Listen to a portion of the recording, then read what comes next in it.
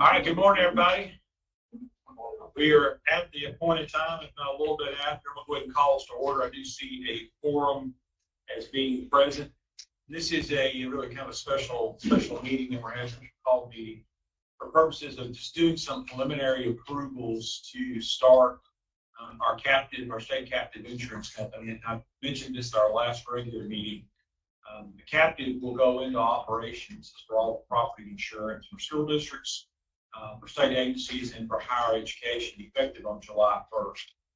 And so under the statute that actually authorized the captive, there's some preliminary approvals that must be given by the Board of Finance for Secretary of TSS, for Treasurer, to do things to kind of actually get the captive established. So materials were sent to you via email late in the afternoon yesterday. We really were working on them up until the last little bit.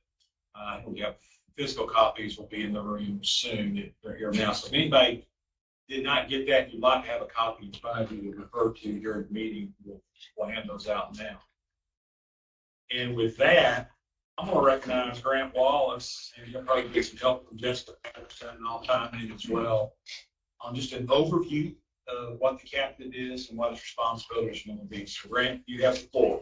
Thank you, sir. Good morning, and thank you all for taking time to pull this meeting together. And we'll just jump in. We do have the PowerPoint that we can follow along with. So if you'll go to the next slide, please. So this is a result of the passage of Acts 560 and 779. They are identical bills. And it's a result of 2 years of study by the legislature, which included a feasibility study and study of all alternative approaches to how to address the concern that the state was experiencing around property insurance throughout the state. We all know districts and remember the stories that were coming out a few years ago where they were getting caught in between being able to find affordable insurance as well as appropriately cover the facilities that they had. These acts create what is known as the State Captive Insurance Program, and essentially combines the coverage for all state agencies, all K through 12 public schools, and all higher education facilities into one property insurance captive. Currently, the state is self-insuring state agency property, higher education property, and about half of the public school district property. These programs are administered currently through the Arkansas Insurance Department, and as a result of these acts, those administrative functions are moving over to what will be known as the Department of Shared and Administrative Services, currently the Department of Transformation. There was one-time funding that was appropriated and authorized by the General Assembly of $136 million that would be transferred over to manage this program. The goal of this is really combining all of these programs into one division, which would allow for administrative savings, growth in the asset size, and increased ability to negotiate with insurance markets as well as vendors that administer these programs. Next slide. So what is a captive insurance program? Essentially, it is an insurance company that would be owned and controlled by the insureds, i.e. the state of Arkansas. What really happens is that we end up, through this company, putting all of our capital at risk, and the state benefits from leveraging its size of the assets and produces a sustainable profitability business model. It would work as its own commercial insurance company without outsourcing or having to get this coverage from a third-party vendor. The state caps its exposure to the first $50 million in claims, and then it achieves the risk financing objectives by dealing directly with the reinsurance marketplace, thus getting us competitive rates, incorporating those savings into plan management and pricing. Now, it differs from the current self-insuring model in that it is, and I want to emphasize, an actual insurance company that is being formed, and liabilities are capped at a certain fixed dollar amount, and excess insurance is then being purchased on the marketplace. There are going to be 3 layers of coverage. First is that maintenance deductible, or essentially what your deductible would be, and that's what the entity is responsible for, or what is paid before the insurance kicks in. The SIP, or State Captive Insurance Program, has the aggregate retention. That's that $50 million that I spoke of earlier, and that's the state portion that's liable.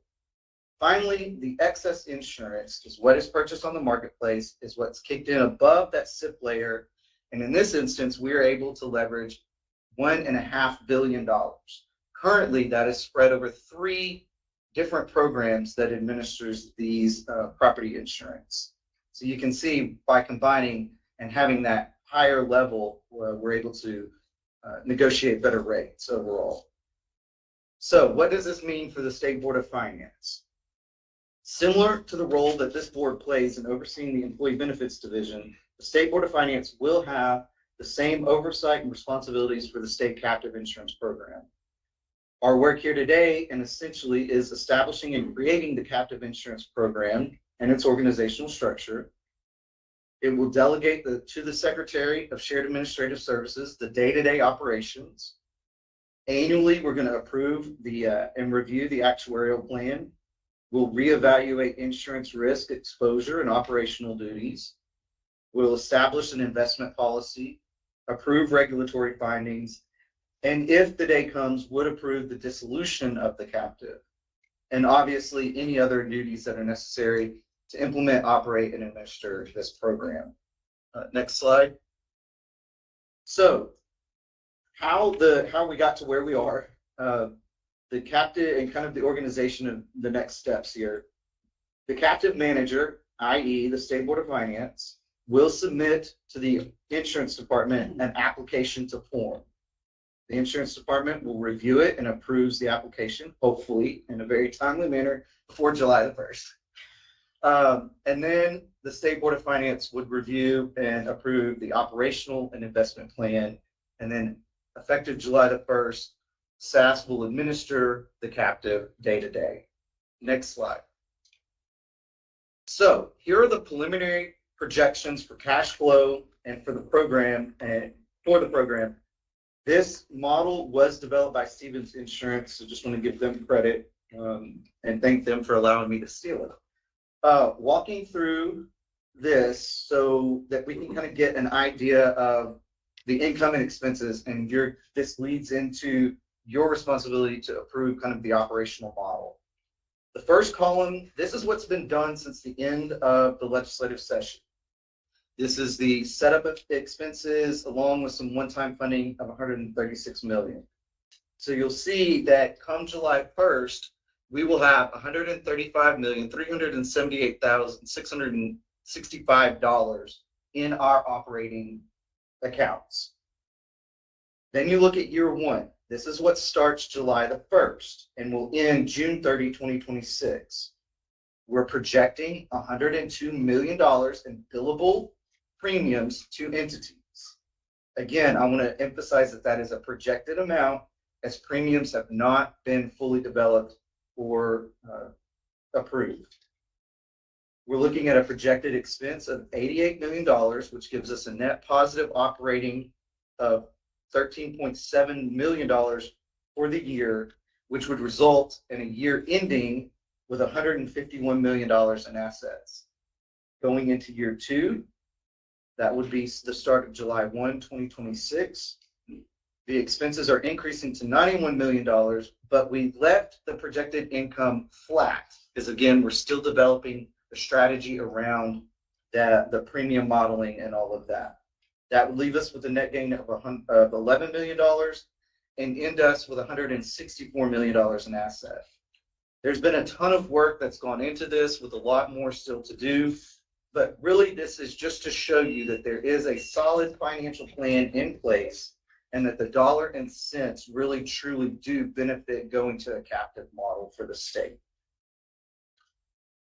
If we go to the next slide, let's talk about premiums and deductibles for a minute. The most important thing to take away at this point is that the rate, which is one factor in the premium development, and we'll get to that in a minute, but the rate entities are going to be charged is staying flat from the current year to the next year. Any increases that premiums that an entity would see in their premiums is a derivative of the increase in the value of their property. That was reported on their March 2025 evaluation. There will be a phase-in for public schools on the deductible over the next 2 years. Districts with less than 100 million in total insured assets, again, this is district-wide, not per campus, will have a $25,000 deductible per occurrence. Again, district-wide, not per campus. And those above 100 million would have a $50,000 deductible per occurrence. State agencies are immediately moving up to $250,000 deductible, and higher education would be at 100,000 or 250,000. The goal in this is not to shock the system, but at the same time move towards appropriate levels for the market and insured values. Next slide. So how do we calculate premium? Premium is the rate times the total insured value. We're currently utilizing the information entities reported as of March 2025. Again, entities reported this information. Legislature did not come up with an insured value. Stevens Insurance did not come up with an insured value. We are not asking the State Board of Finance to do that work either. We are relying upon information that entities have already reported to their current insurance agency as of March 2025. And again, the formula that you see before you is staying level year over year. The only value that could change is that total insured value. Next slide. So just to kind of see what this means for 2025, 2026, the rate premium structure really looks like this. For those that are currently in ASBA, your insured value is 16 billion. The total funding is 35 million. The rate is just at 21 cents. AMAP, which is where the state insurance is, that's 25 billion at 39 million for 15 cents. ASPIT is 11 billion, 25 million in total funding, 23 cents. And then you look at Bentonville schools, they're at 900 million, 1.3 million in total funding for 14 cents. So you see the total at the end of the day, the total funding that we mentioned in the previous funding slide is 101,703,849. Just to keep that into comparison, for 2024 to 2025, it was 101,536,515. So this really only results in an increase of 167,000 for the year. So relatively flat in comparison. This really shows that the work that's gone on to leverage the size of the assets under the plan has been, we are going to be able to hold entities as level as possible, expand their coverage option, and secure more competitive rates from the marketplace. Real quickly on that, again, so y'all understand, the abbreviations ASBA, School Board Association. So that's their pool of insured school districts coming into the captive now. But there are different rates, obviously with different plans. So there is still a distinction that we're moving forward with over time period yet to be determined and developed. We'd like to see a little bit more uniformity occurring there, but not something that we do. The real focus was to minimize the disruption as much as possible, do no harm as much as possible, and just kind of preserve what's there and give people at least the benefit of it. Next slide. So kind of in summary, what are the next steps? The Department of Shared and Administrative Services, we need to communicate that we are taking over the administration of this and get that information out to all the participating entities. We do need to have approval of the rates and deductibles. We need to go out and complete the purchase of the excess insurance, and then obviously get invoices out to the participating entities. Thank you all again for your time. We'd be glad to answer any questions. We do have representatives from Stevens Insurance and Mitchell Williams to help answer questions as well. And I would personally like to thank them for the work that they've done to get us to this point, and do look forward to working with them as we move forward in implementing this program. Quick comments just from a finance perspective. Looking at the revenue line, I think we're pretty stable there. There may be some minor adjustments occurring there, but given that we're kind of holding the rates flat, unless there's some changes, on the margins to that, we'll probably generate that level of revenue. On the expense side of things, Stevens has done a fantastic job going to market and negotiating with the reinsurer market. We have some hope that maybe we can actually bring that expense down a little bit more as negotiations proceed, in which case, the net operating income should go up. What you're approving today in terms of the pro forma is just approving this is how we're going to operate. These are different components to the expenses. We're not saying this is what the actual budget is. So actual expenses could vary from the pro forma, likely will vary.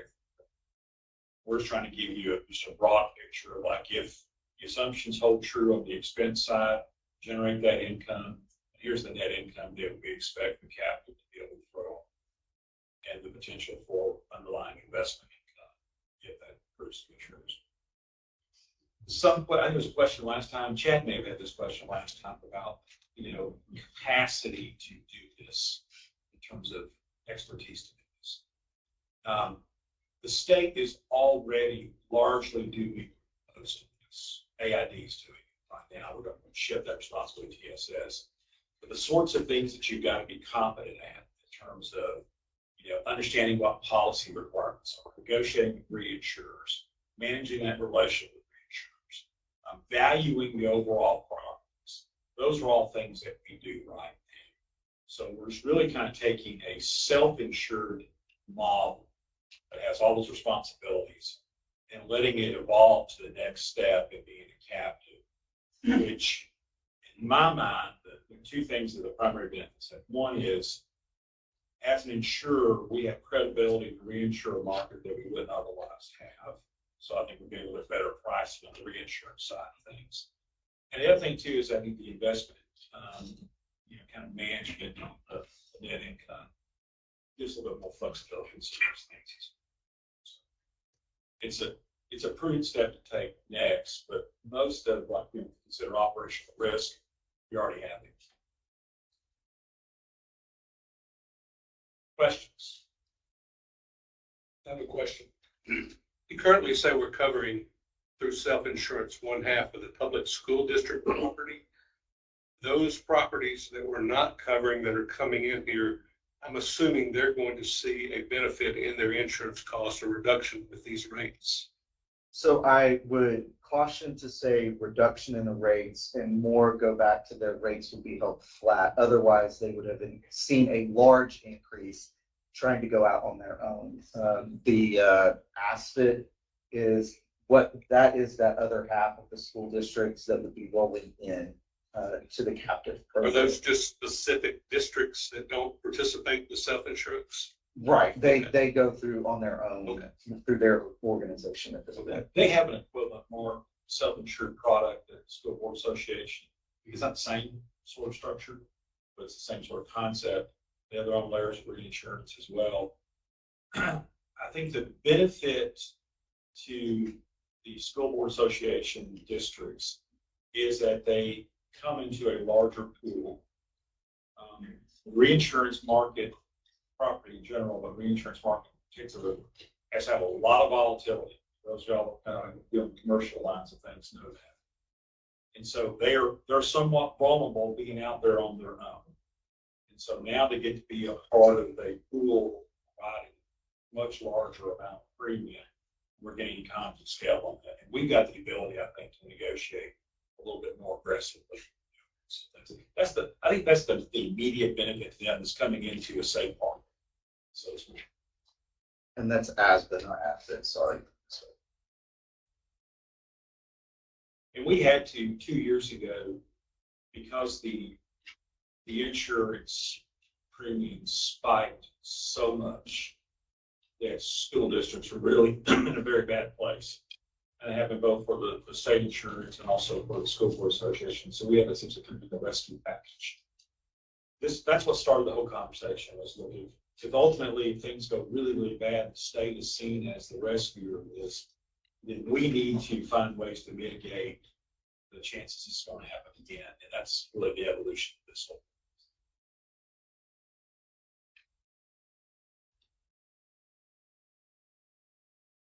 Again, clarify, the policy decision to move to a captive, that's a decision that's been made. It happened at a legislative level with the governor. So we're not having to decide today, is this a prudent step to take? That decision's been made. The decision we make there is, are we going to approve the things that get the ball rolling? So it's almost an administrative step of this, of our decision.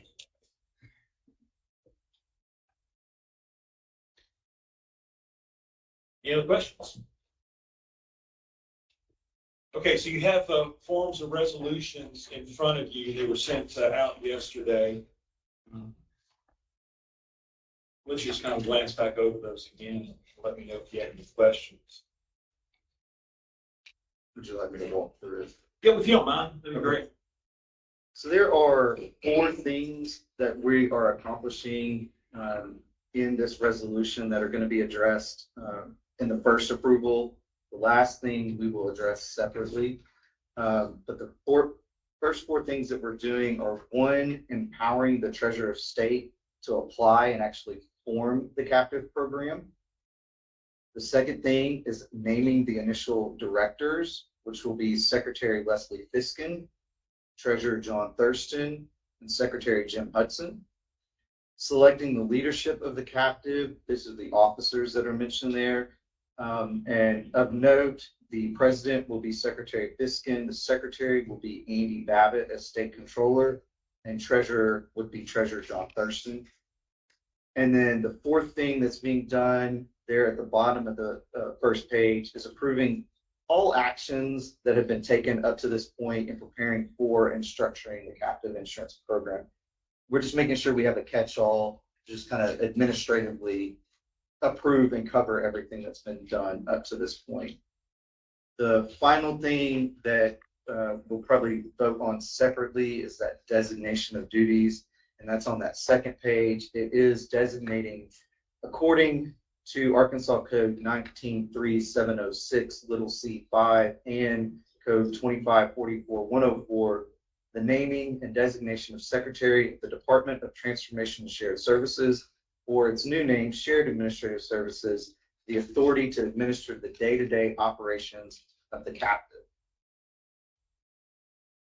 And with that, we can answer any questions. Yeah, the nonprofit that's being set up is, think of it just as an operating subsidiary. Those of you who kind of live in the corporate world, and typically you'll find holding company officers who are also the board members for an operating subsidiary.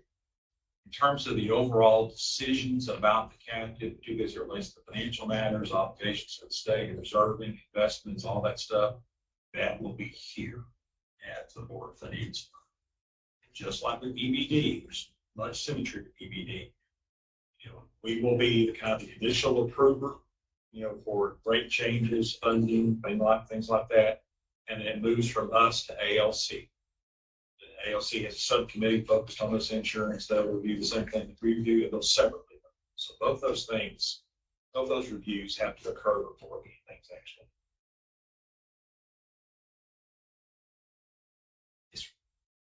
The very last paragraph here, it says the proposed budget is approved as indicated in Exhibit A. Am I missing that? Exhibit A is the, It's slide, One that's in here? It's it the is the proposed. pro forma. Okay, so that is the budget. It is the budget. and we'll take a separate vote on a couple of the financial things after this. Okay.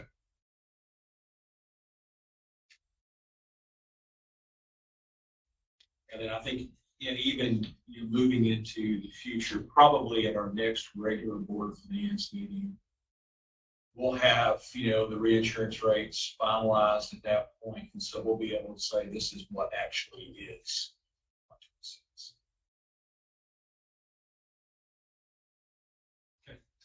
If there are no other questions, I will entertain a motion to adopt the resolutions. Motion to adopt. Motion, is there a second? Second. A motion and second to adopt the resolutions. All those in favor say aye. Aye. All those opposed, no. Ayes have it. The resolutions are adopted. And then number 5, in terms of designation of duties, Grant. So this is just doing the designation of the secretary to do the day-to-day administration. Covered by the resolutions, so we're good on that. Yeah. Okay. So number 6 would be just walking through the requesting of approval of the deductibles and the rates as presented earlier on slides 7 and 9. And then the proposed budget that was presented on slide 6. Again, we're not setting premiums, and we'll be coming back towards the end of this month with that proposal, but we do need approval of the deductibles, rates, and proposed budget at this time. Then real quickly too, on investments, we're going to need to set an investment policy for CAP. I think Stevens Insurance, along with Stevens Capital, is going to continue to do a little bit of modeling to let us know of that $136 million, how much of that needs to be allocated for, immediately available needs, in terms of pay reinsurance premiums, setting aside reserves for claims, all that stuff. So they got to finish all those calculations. When that work is done, then we'll either schedule another special call or handle it at our first regular meeting in the new fiscal year, which we call formal. That'll be responsible. With the rates, you said the rates would basically stay flat. Proposed budget adds to our surplus every year.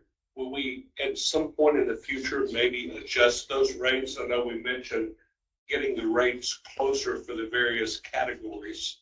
So that's really why we're just presenting year 1 and 2, is to really just give us enough time, 1, to get everything organized, but 2, get a year under our belt that we can actually study where things are. Let's see how the market reacts to our structure and our work. And then, yes, the goal, as Secretary Hudson said, is then go into what is the strategy to normalize, levelize this across the entire program, make sure we have deductibles that are appropriate for the insured value, and thus make sure we've got a premium program that works for all entities that are participating. I think the pro forma is built off of projected claims number. It's actuarially derived, but it's still a projection. And I'd like to see us get at least a year under our belt, see what the real world looks like. The whole idea here is for us, we're providing as the state taxpayers and state are giving the initial working capital to get the thing to go. We do not want to be in a position at any point in time in the future we've got to infuse additional capital. So I want good, healthy reserves in there. And then we get to that place we can talk about these. And because of our reinsurance, our maximum claim would be $50 million, right? Yeah. Correct. And there's some, sub-deductibles under that for specific loss types where it varies in kind of per occurrence basis. But our aggregate exposure in a given year is $50 million. It's the worst it's going to be. Good questions. Okay. Seeing no other questions, take a motion to approve the proposed budget and deductibles and the rate amounts. Motion, got a second? Motion second to approve proposed deductibles, rate amounts. Proposed budget, all those in favor say aye. Aye. All those opposed, no. Ayes have it. Motion carries. Thank y'all. Does that finish it up for you? I'm done. Thank you all. All right. Recognize Treasurer Thurston.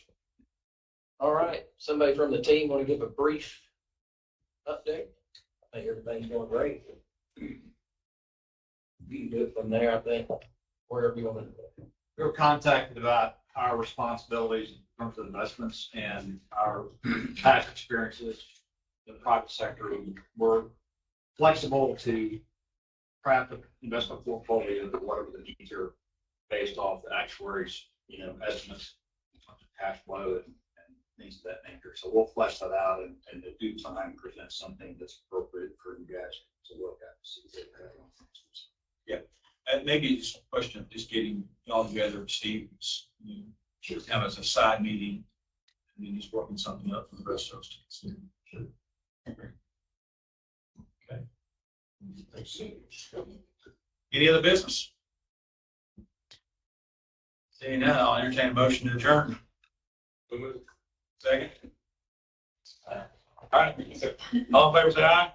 Aye. Thank y'all so much for being so responsive and agreeing so quickly to get together.